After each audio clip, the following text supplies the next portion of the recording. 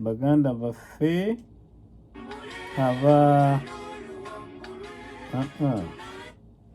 tubamaze. Baganda baffe bano beeri Luweero ow'obulenzi abatuyimbira olulimba luno olulungi nti guma otambule olutalo luwangulwe, ate nti tunaatera okutuuka eka. Wakati mu bigenda mu maaso, abaguma abamanyi gye balaga bamanyiyo, naye n'abatamanyi gye balaga olutalo lulina okutuuka gye lulaga. Tuwulanganye, naye leero Mukama atusaasidde tujje twogere ku by'okuyiga byaffe bye yatuwa tulabe ebiri mu nsi. Temwerabira olunyi lwaffe olwa Yakobo 4:17 ensubire ndogedde nga lwero. Yakobo 4:17 nti amanyi ekituufu n'atakikola kyekibi eri oyo. Nsubire njogedde lutuufu. Okay, temulwerabira.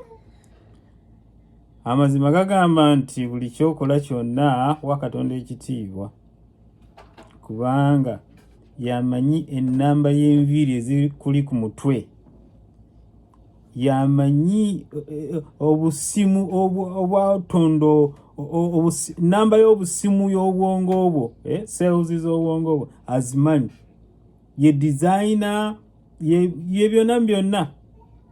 Kale tukoteke ku mitwe gyaffe tumwebaze olw'obukuumi bwe yatuwa n'okututonda. Omutukuvu Mukama Katonda waffe tukwebaza kiseera kino. Jangu nno mpiseemu amazima, ate Mukama abagawulira bagagabire ne bannaabwe bagawulire. Tusabye nga tuyisa mu nnyina y'Omwana we Yesu Kristo Mukama waffe.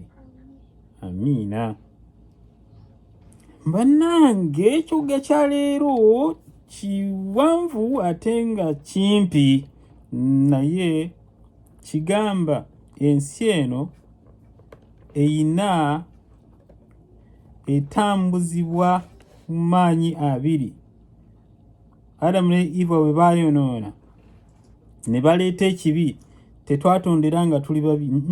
Zino kala zolaba tetwatonderwa nazo, twalina kakala kaffe nga kali straight, obuviri nga buli tip, obugalo tip. Naye ekibi jjajjaffe bwe yakiyita, ebintu ne bikyuka. Kati okuva olwo twagamba gwe Katonda, ne tuyingiza omulala. Awo bintu ne bibeera nga amaanyi abiri gano gatambula. Just paka juzi luno Kristo bwe yajja, amaanyi gano agafuga ensi eno n'agakuba ekikonde. Bwe yafa n'atuzaayo ekifaananyi kyaffe, n'atuzaayo eri Mukama Katonda. Kati twogeraganya naye butereevu, agamba nzija ogwokubiri, nga bwe nasobola okumuweereza ajja abanunule mu bibi, nga temusobola kubeerawo nga temusaze endiga. Oyo gwe muyitamu okutuuka gye ndi, ajja okubanona, ajja okubeera kabaka wammwe emirembe n'emirembe. Bino byonna byetulya nga bikomye. Beera n'essuubi era lirina okutuukirira, ng'era okuzaalibwa kwe kwatuuka n'okutunonaako okwokubiri kujja kutuuka. Tukiwakanya. Yes. Kale tugambye leero tuzze okulaba amaanyi ebigenda mu maaso byonna by'olaba birina amaanyi agabitambuza, era ebigendererwa weebiri. Leero tugenda kulaba entalo ezigenda mu nsi, naddala olwa Ukraine ne Russia. Omanye nti byawala nnyo, tebiriiwo ebityo nga bw'obiraba ku ngulu, naye waliyo ebintu ebikola ki, ebisima.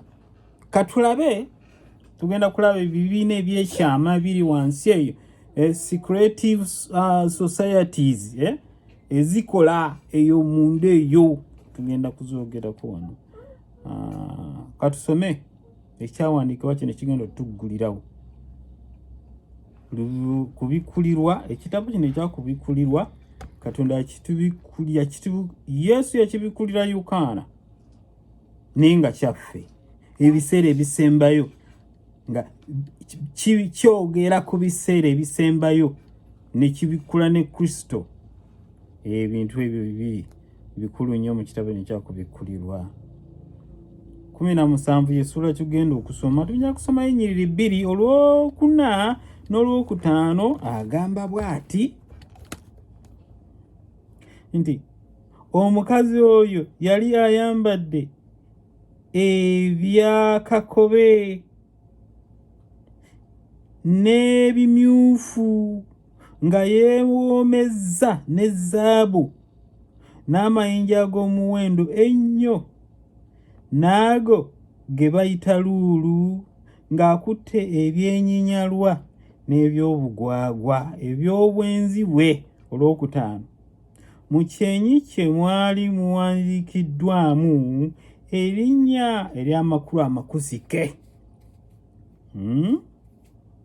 Babulooni, ekibuga ekinene, nnyina w'abamalaaya n'eby'ebinyinyalwa eby'oku nsi. Omukazi oyo nti ayambadde engoye eza kakobe. Mukazi. Obunnabbi bukulaga nti omukazi kye kiki? Ye Ekkanisa. Ekkanisa erina omukono mu bigenda wansi, ebiri wansi eyo nga bitambula. Naye Ekkanisa mukazi ejjudde eby'obwenzi. Kanisa naye egatta ebyobuwangwa, egatta ebyabalubaale Babaali mu bukusika eyo. Kati ebigatta byonna awo Babulooni n'ebicyangacyanga. Kibi okugatta bakatonda ababiri. Eri wansi katonda oli kabaka w'ensi eno ye katonda waayo. Kungulu wano akulaga ow'omu ggulu ye katonda. Ajjudde ebyenyinyalwa eby'obwenzi bwe mu ngalo. Ebyenyinyalwa bye biruwa? Byebyo ebivoola Katonda. Ng'akugamba nti nze byonna mu byonna ku nsi kuno kyensiba wano n'eri mu ggulu kisibiddwa yenze. Nsobola okukyusa amateeka ga Katonda.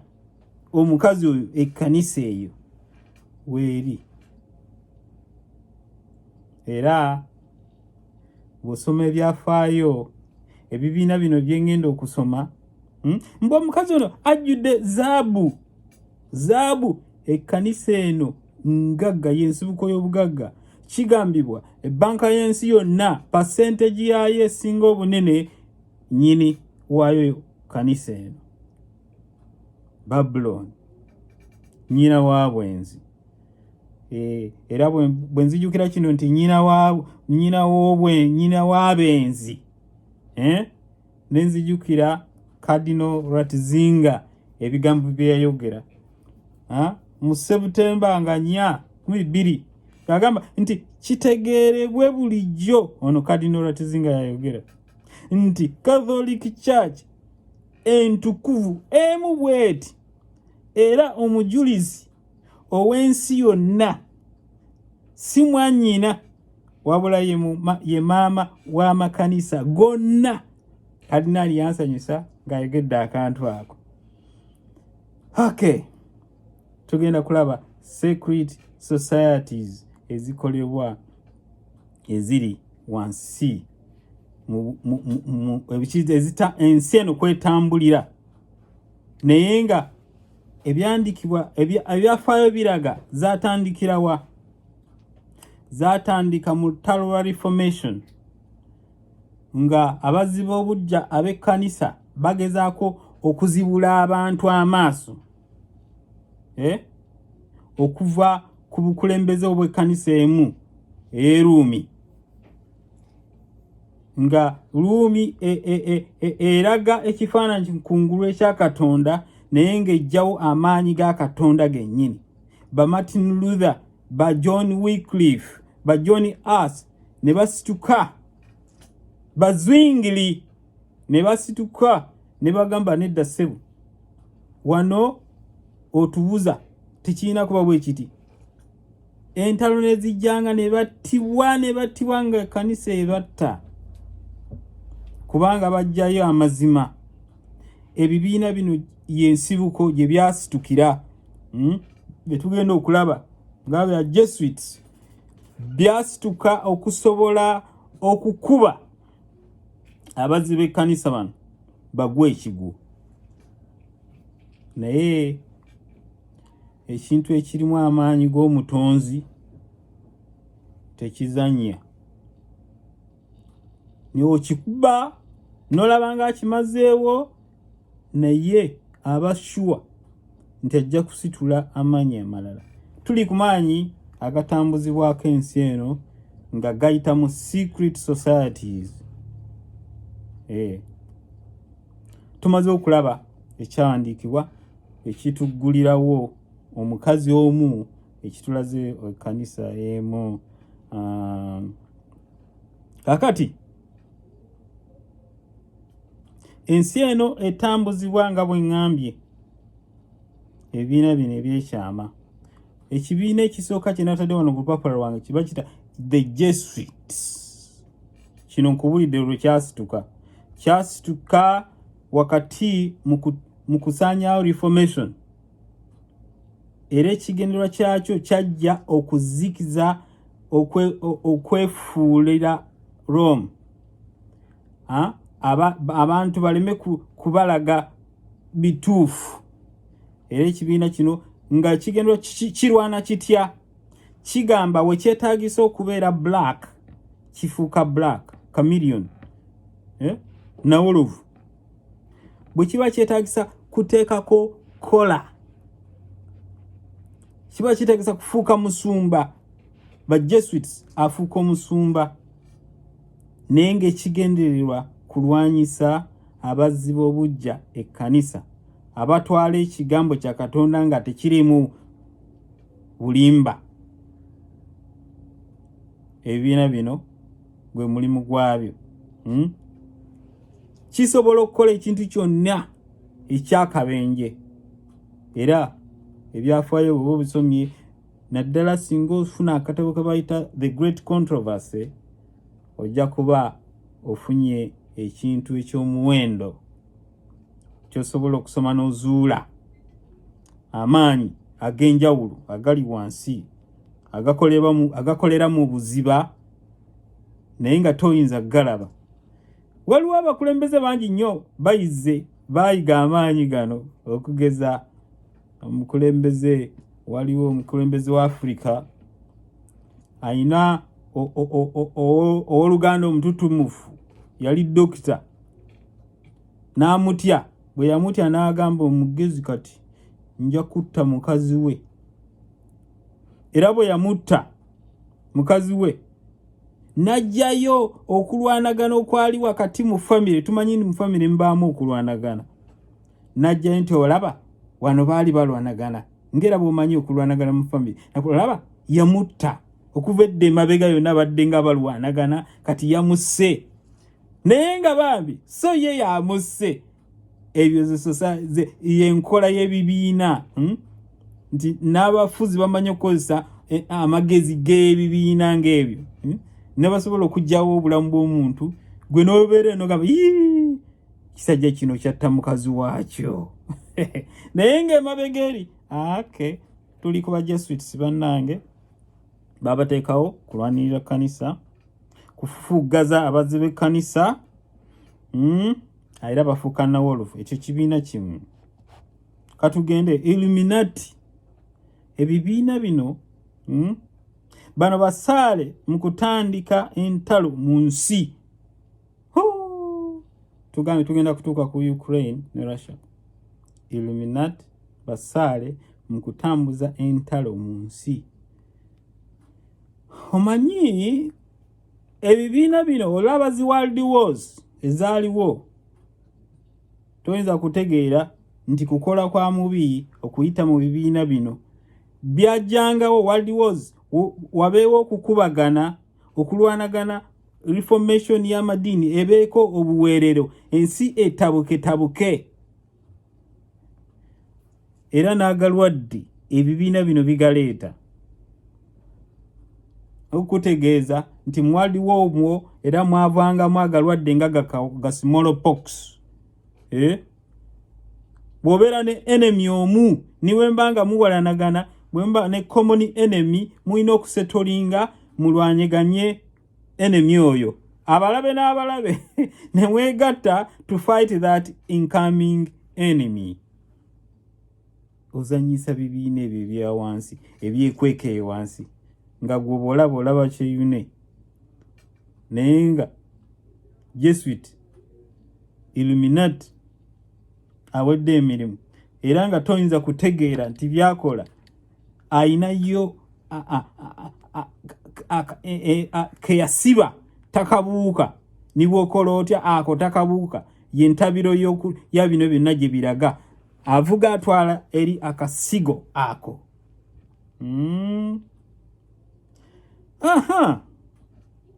Government bino Illuminati bayina obukulembeze bwonna bw'omu nsi eno basikiminga ne bagamba kati waliwo okulonda mu nsi. Okay, gundi ono yalabikanga ne ba influencinga omuntu oyo. Kizibu okukulembera ng'ebibiina bino tebikwanzeeko ddusu.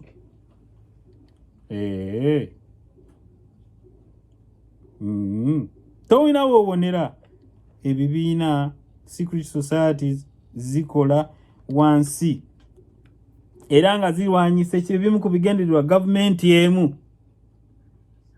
okuyamba omukazi oli.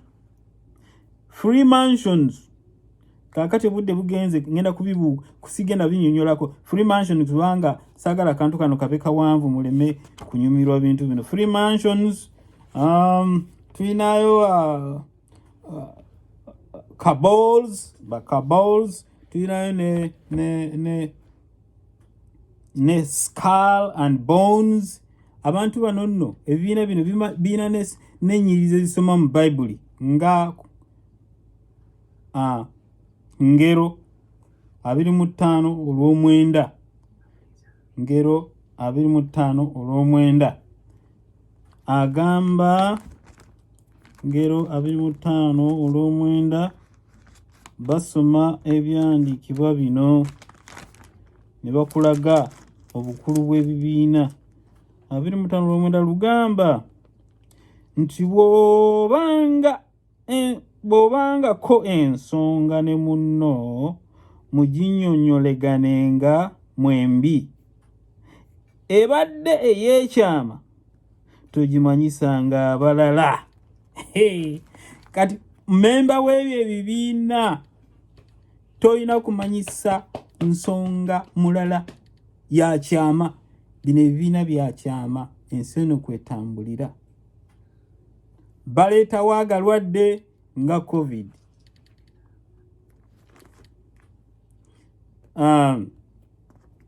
Kakati katutunuulire olutalo olugenda wano mu maaso.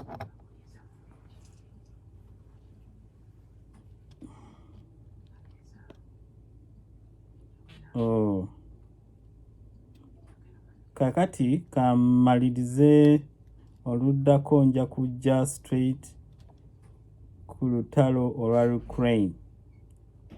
Mwebale nnyo kubanga baŋŋambye wano essaawa zange zintimaye. Oluddako nja kusumulula Ukraine wakati mu kukola kwa secret societies, ebibiina ebyo ebyekyama. Katusabe omutukuvu tukwebaza kubanga otukuumye. Jangu otuyigirize mu byonna tutegeere okwagala kuyina eri ensi wakati mu kukola kw'amaanyi gano ng'ensi etambula okutuuka ku ku bukulu bwayo ku nkomerero yayo tuyigirize amazima watusabe nga tubisa mu linnya ly'omwana wa Yesu Kristo Mukama waffe. Amiina.